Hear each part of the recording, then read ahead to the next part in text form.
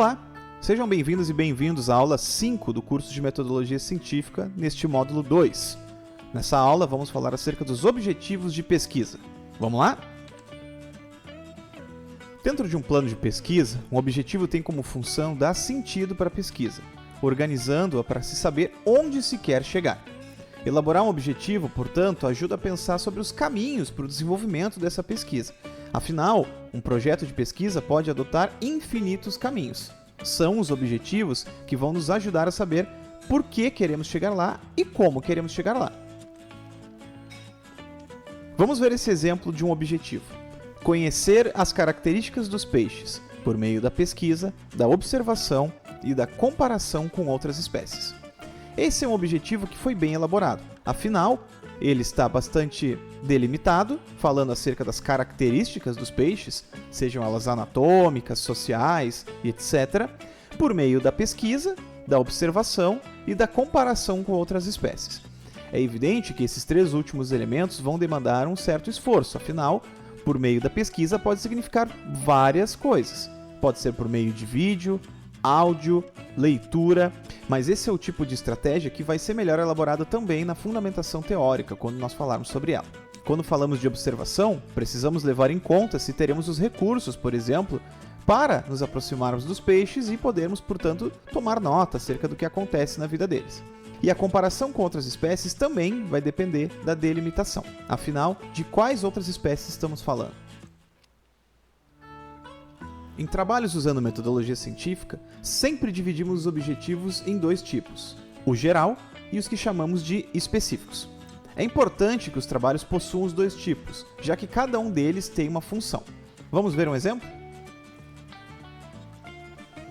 Vamos fazer a leitura dos objetivos. O objetivo geral é semear o girassol e acompanhar o seu desenvolvimento, sendo que as crianças irão aguar e cuidar, pois a planta será de sua responsabilidade. Nesse objetivo geral, notamos que o trabalho tem como seu maior interesse ver o desenvolvimento de uma planta, que no caso é o girassol, e também mostrar para as crianças não só o seu desenvolvimento, mas trabalhar a sua responsabilidade com a plantinha. Agora os objetivos específicos.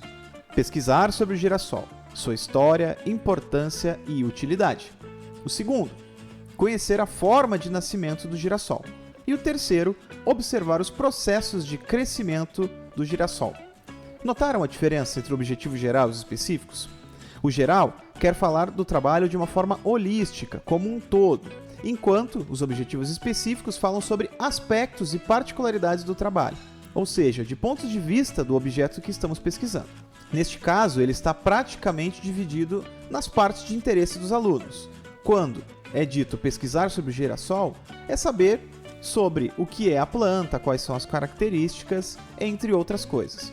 No segundo e terceiro, se percebem aspectos práticos dos cuidados e da responsabilidade com a planta, algo que já está sendo dito no objetivo geral, ou seja, os objetivos conversam entre si e têm as suas funções bem delimitadas. Ou seja, é importante ter em mente que o objetivo geral busca esclarecer os propósitos da pesquisa de uma forma mais holística, global. E ele é sempre estabelecido de uma frase sucinta, para fácil compreensão da avaliação e, claro, de visitadores e outras pessoas que estejam interessadas no seu trabalho. Vamos ver mais um exemplo? Esse objetivo geral diz: compreender que é preciso respeitar todos os seres vivos porque cada um tem seu papel no meio ambiente, sendo indispensáveis. Notem, dentro do objetivo já tem também algumas hipóteses inseridas, afinal, já está se levando em consideração e partindo do pressuposto de que todos os animais têm um papel no meio ambiente e que, portanto, todos são indispensáveis e a consequência disso é respeitar todos eles. O objetivo ele está um pouco confuso, embora seja possível compreender qual é a ideia geral que ele quer passar. Supõe-se, portanto, que nesse trabalho se quer desenvolver a ideia da relação ser humano-meio ambiente. Poderíamos, porém, repensar a redação desse objetivo para que, do ponto de vista de avaliação, fosse mais fácil de compreender isso. Os objetivos específicos, por sua vez, são mais particulares e focam em alguma característica da pesquisa, de forma mais individual.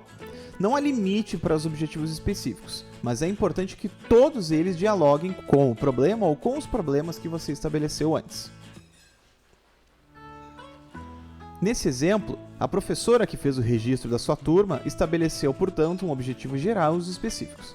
O geral diz: pesquisar qual foi o recurso utilizado para ter contato com os familiares durante a pandemia.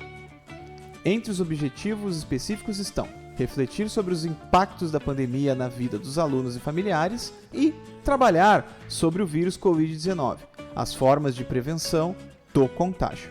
Notem, os objetivos em si dialogam, e os objetivos específicos estão focados em responder aspectos menores do objetivo geral, que é global, que é a compreensão de como o vírus afetou a vida das pessoas.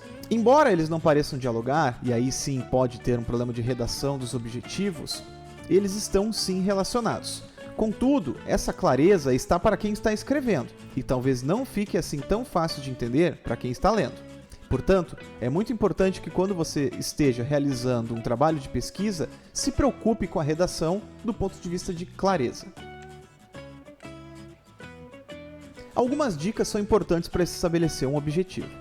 A primeira é que um objetivo é sempre iniciado com o verbo no infinitivo, terminando em R. Do ponto de vista dos objetivos específicos, é sempre bom estabelecer de 3 a 5 e tente sempre responder as perguntas para quê, por quê e para quem. Afinal, esses objetivos que dão o norte do seu trabalho estão ali também para orientar a leitura de quem está fazendo uma avaliação ou querendo saber mais sobre o assunto que você pesquisou. Essas são as nossas referências e, como sempre, deixamos mais alguns itens importantes para a leitura e para aprofundar os estudos na descrição e nos comentários desse vídeo. Na descrição do próximo e último vídeo desse módulo, vocês também vão encontrar um link para a realização do teste do módulo, assim como no portal do Caesteio. Até a próxima aula!